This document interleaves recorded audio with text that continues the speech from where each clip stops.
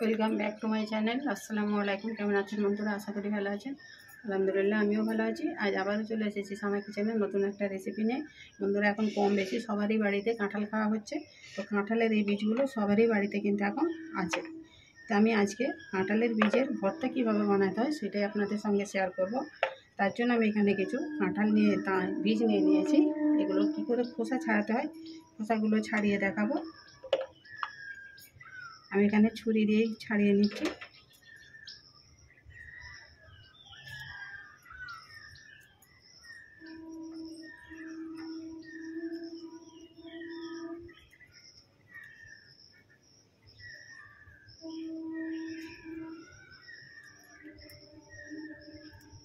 এইভাবে করে খোসা ছাড়িয়ে নেব।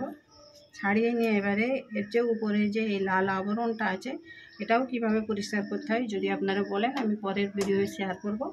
কিভাবে আমি পরিষ্কার করছি আপনাদের সাথে শেয়ার করব। তো আজকে আমি এই দানাগুলো ছাড়িয়ে লাল আবরণটা পরিষ্কার করে আমি ফিরে আসছি।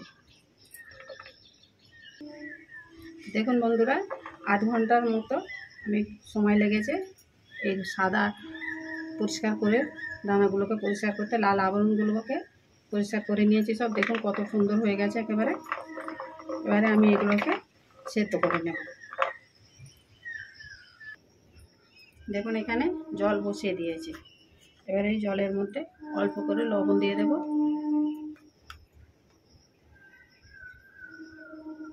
অল্প করে একটু হলুদ দিয়ে দেব। তাহলে ভর্তার কালারটা খুব সুন্দর হবে। এবারে ওর মধ্যে কাঁঠালের এই বীজগুলো দিয়ে দেব।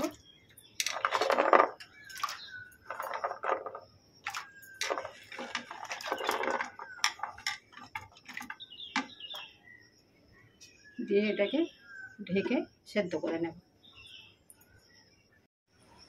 দেখুন তো বন্ধুরা, এই যে কাঁঠালের বীজটা যে সেদ্ধ করবেন এটা কিন্তু মাপ মতো জল দিতে হবে। এই জলটা কিন্তু সম্পূর্ণ এতেই শুকনো হয়ে যাবে, নাহলে কিন্তু ভর্তাটা টেস্ট হবে না। তো দেখুন জল একেবারে শুকনো হয়ে এসেছে। সম্পূর্ণ জলটা আমি এতেই শুকিয়ে নেব। শুকিয়ে নিয়ে শিলবাটায় বেটে নেব। এটাকে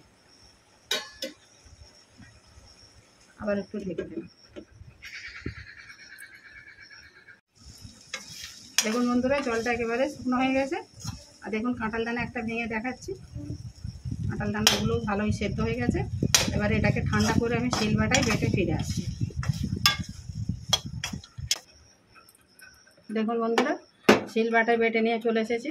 তো আপনারা চাইলে কিন্তু এটাকে মিক্সিং জারেও বেটে নিতে পারেন। আমি শিলবাটায় বেটে নিয়ে চলে এসেছি। কত সুন্দর হয়েছে দেখুন, কালারটাও কত সুন্দর এসেছে। এদিকে আমি কড়া বসিয়ে দিয়েছি। এবারে সরষের তেল দিয়ে দেব। সরষের তেল দিয়ে দিয়েছি।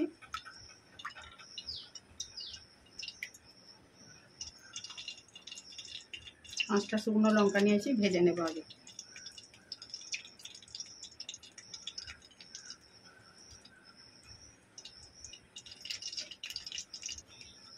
দেখুন লঙ্কাগুলো ভাজা হয়ে গেছে। লঙ্কা থেকে সুন্দর একটা সেন্ট বেরিয়েছে। এবারে লঙ্কাগুলোকে তুলে নেব।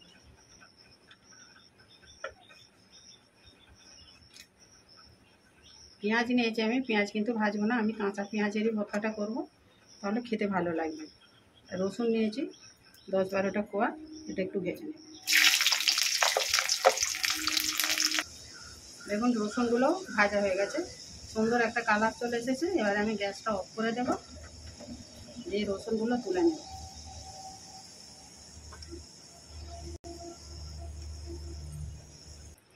রসুনটা ঠান্ডা হয়ে গেছে। এবারে আমি পেঁয়াজগুলো দিয়ে দেব।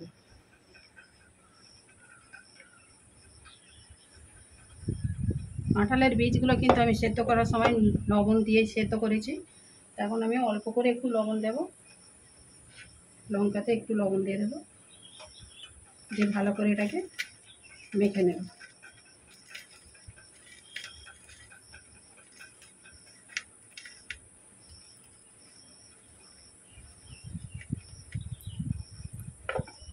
রসুনগুলো নিয়ে নেব,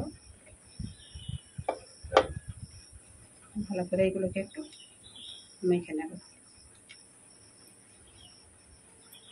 দেখুন লঙ্কা আর রসুনটাকে ভালো করে লবণ দিয়ে মেখে নিয়েছি। এবারে পেঁয়াজটাকেও ভালো করে একটু মেখে নেব।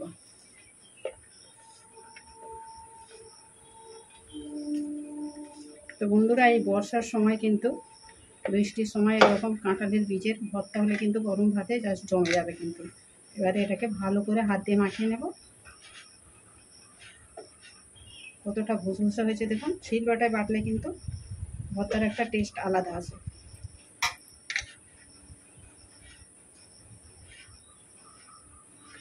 যে তেলেতে লঙ্কা ভেজেছিলাম সেই তেল একটু দিয়ে দেবো উপর থেকে।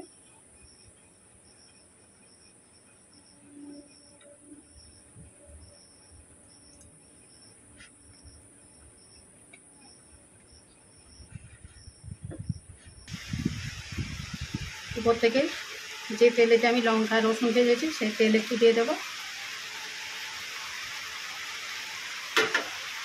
দিয়ে ভালো করে এবারে মাখিয়ে নেব।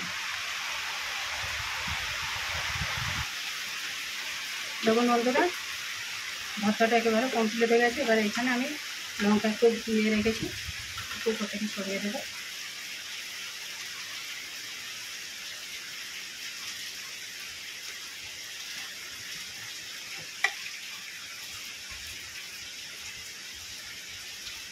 একটা লঙ্কা দিয়ে দেবো। তো কেমন হয়েছে আমার এই কাঁঠালের বীজের ভর্তাটা কমেন্ট করে জানাবেন, আর লাইক শেয়ার করবেন। নতুন বন্ধু হলে চ্যানেলটাকে সাবস্ক্রাইব করে পাশে থাকবেন, যাতে নিত্য নতুন ভিডিও আপলোড করলে আগে নোটিফিকেশন পৌঁছে যায়। রেসিপিটা আমি আজ এখানেই শেষ করবো। আবার আসবো সানা কিচেনে নতুন একটা রেসিপি নিয়ে। ভালো থাকবেন, সুস্থ থাকবেন। ভালো লাগলে একটা লাইক করে দেবেন। আল্লাহ হাফেজ।